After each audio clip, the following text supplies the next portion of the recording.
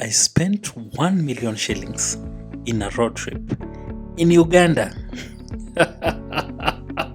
Yes, you heard that right. It was 1 million shillings in Uganda. It amounts to around 35,000 Kenya shillings. But I just wanted to exchange and have 1 million and be a millionaire in Uganda. So come with me. This is 4 nights road trip, 2 nights in a budget hotel and 2 nights camping. You'll be excited. There's so many places I visited actually. Come with me and see how much I spent and how much was actually left out of the 35,000. So I spent around 56,000 in brokerage. I spent 150,000 in fuel. Yeah, and off we went. Nice roads, beautiful roads. The road from Busia all the way to Jinja, such a beautiful road. Good job, Mseveni. Well done. Unfortunately, I messed up somewhere, crossed the yellow line, and I was, met a cop, and I gave him 30,000 Uganda shillings. Then I continued with my journey. So I eventually reached Jinja at night. It was not easy to look for a hotel. Actually, I was looking for a hotel which is very close to the Nile bridge, to the Jinja Nile bridge. Finally, we got one.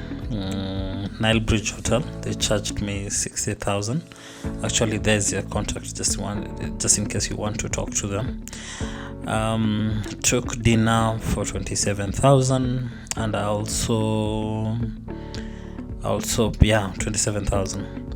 So I chose this hotel because they are very close to the bridge. Here, see how close it is. That's the bridge. Actually, you can be able to see it because I wanted a location where I can be able to fly my drone. So I used this cop.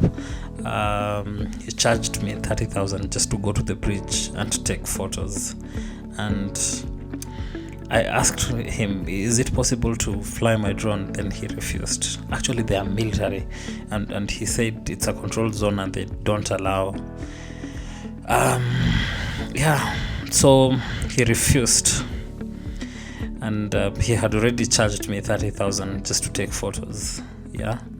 So by the way, if you don't have a cop around with you, you might get arrested. They are very strict on this bridge. I decided to go back to the hotel, and I decided, I'm gonna fly my drone. I went to the backyard, put it up. My heart was beating. Actually, when it just went up, it told me that there's a flight risk and there's an airport around and it's a controlled area. But me, I ignored and I continued flying. So I didn't do it for long because of the risk. And actually no one knew, because in the hotel where I was sleeping there was only one person who was awake. So I left hurriedly, and I was lucky just to get a shot. I was going to Whispers of the Nile. I was visiting Whispers of the Nile. An amazing hotel, a beautiful spot in Jinja, just a few kilometers off Jinja towards the old road that goes to Kampala. Such a beautiful hotel. I really loved how the owners have put so much attention to every detail.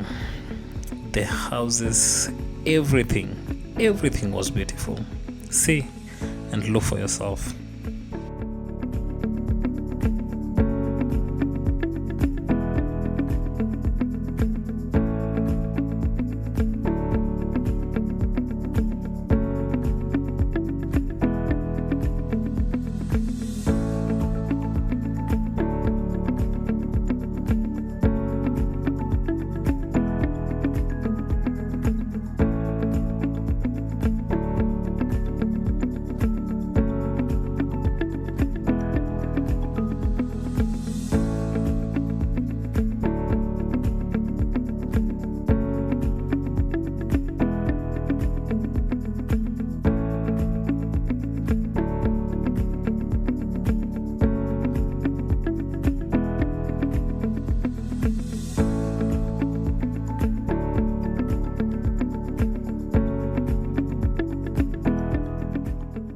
So after I was done, I went back to Jinja.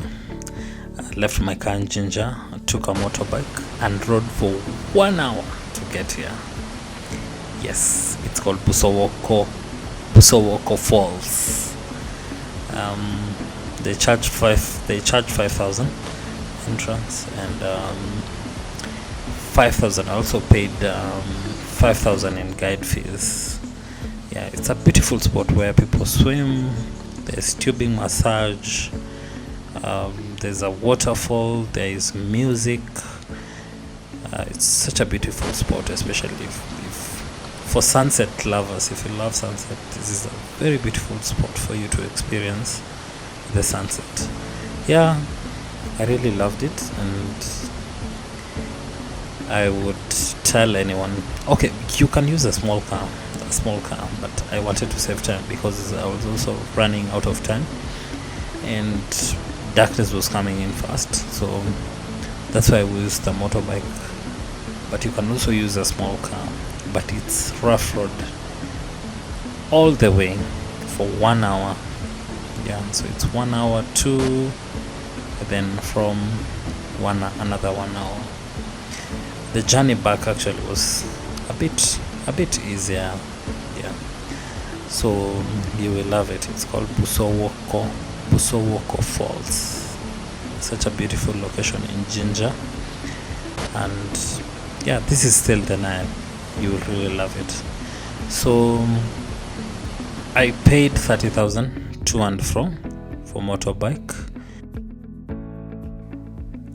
So I went back to Jinja, took my car, and I went to Nile. So this is a spot for camping, a completely hidden gem. They charge 70,000 Ugandan shillings in case you have your own tent, and 90 in case you don't have your own tent. Yeah, it's a beautiful spot. You will love your time alone here. There was a couple who were there, but they left early in the morning, so by the time I woke up, they were not there. I really enjoyed this camp. It's such an amazing camp, and I would advise anyone. Yeah, and the host and the attendant, they were amazing. I will drop numbers just in case you want to visit this camp. So it's not a lodge, it's just a camp for camping only, but it's such an amazing spot, such a beautiful view, and you will love it. You will love their breakfast. Yeah, everything about this camp is amazing. I really appreciate I think she was called Maria. Yeah, so I left the next day. My target, that was the second night. Now my target was Kampala. I wanted to do 1 night in Kampala, and then I do the second night, the last night in Kapchorwa. Yeah, so off I went.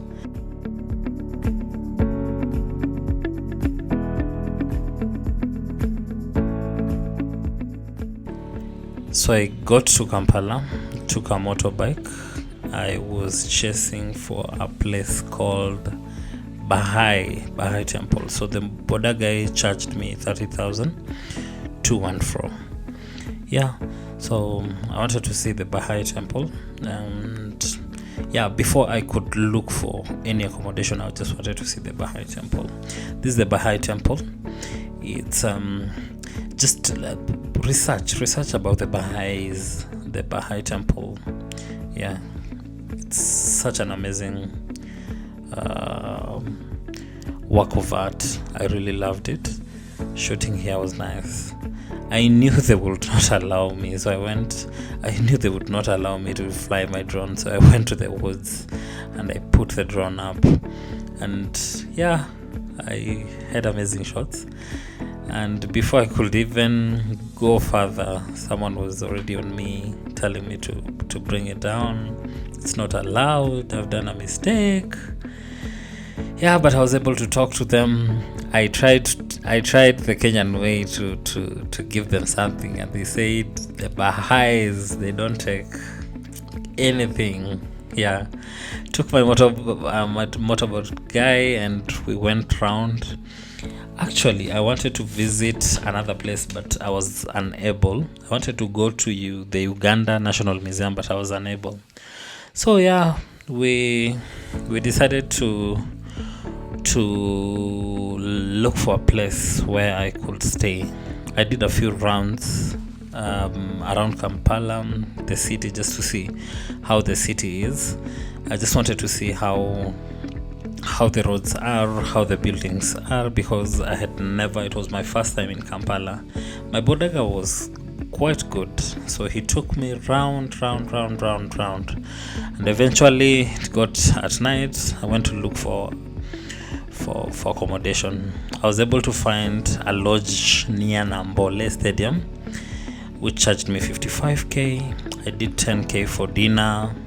Yeah, so I was looking for a place near Nambole because I wanted to fly my drone on the stadium. So it's called Mandela Stadium. This was done by the Chinese, I think in 1997. Actually, it was a gift, yeah, to them. So the next day, I had breakfast. I fueled 100,000. I bought snacks for 22,000, and I was off to my last night east of Uganda. This is so exciting. I was actually so excited to leave Kampala because Kampala has so many motorbikes and there was so much madness, and there were cops, there was so much madness. But I really liked it that in the country roads, cops don't care about you. Cops, they don't disturb you. Yeah, but I'm not saying I was disturbed in Kampala. No, not per se. The roads were really good. I went all the way from Kampala back to Jinja. Yes.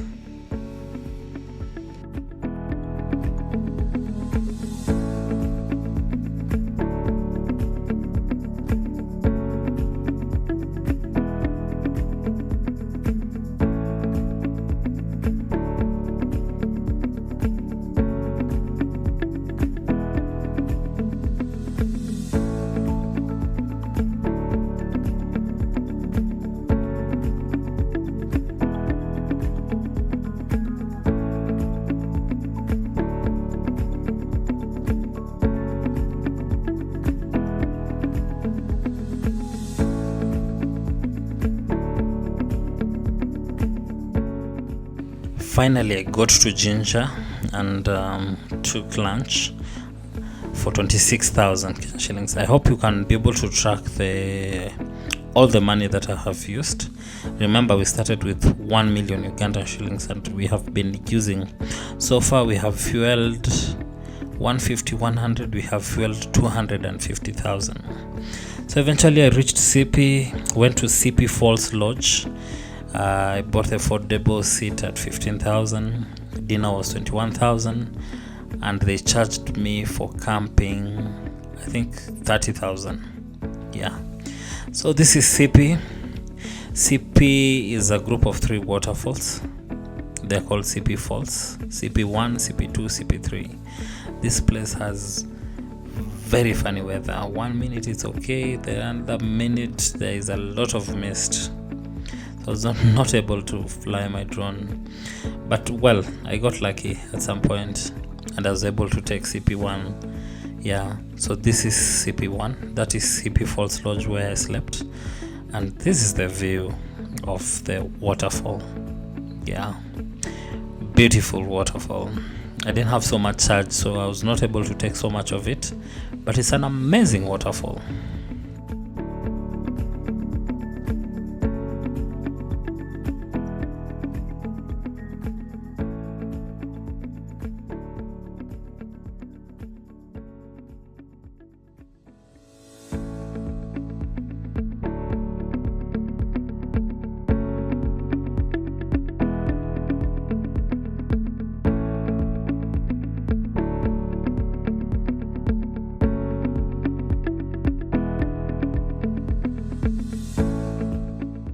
Yeah, Kapchorwa, such a beautiful place.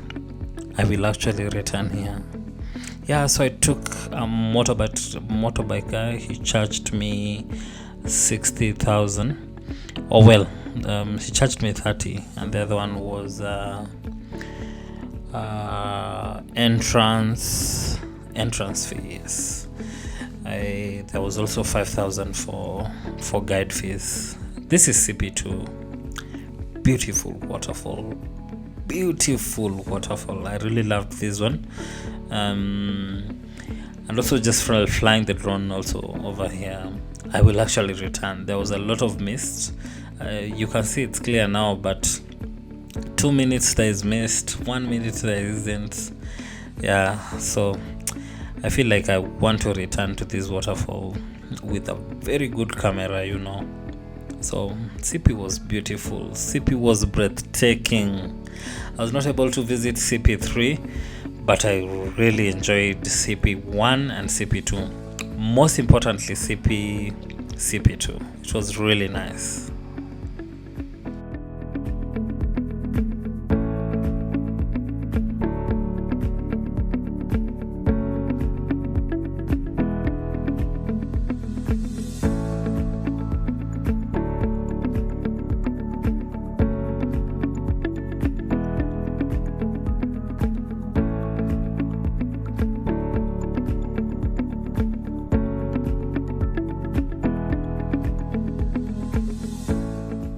Yeah, so I was done with Kapchorwa, east of Uganda, and I had an amazing time, and I was able to buy a few things, bananas. I was able to buy some fruits for my mother. I was able to buy honey. I was able to buy some booze for my dad. Actually, here I was waiting for them to put for me. I spent around 42,000 just buying different stuff. Either way, where was I taking the money? I didn't want to go again and look for exchange guys. Yeah, so I was done with east of Uganda.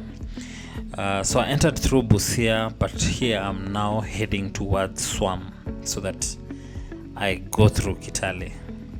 Swam border through to Kitale. Yeah. So I fueled 50,000. So in total fuel I spent in the entire journey for 4 days in Uganda, I spent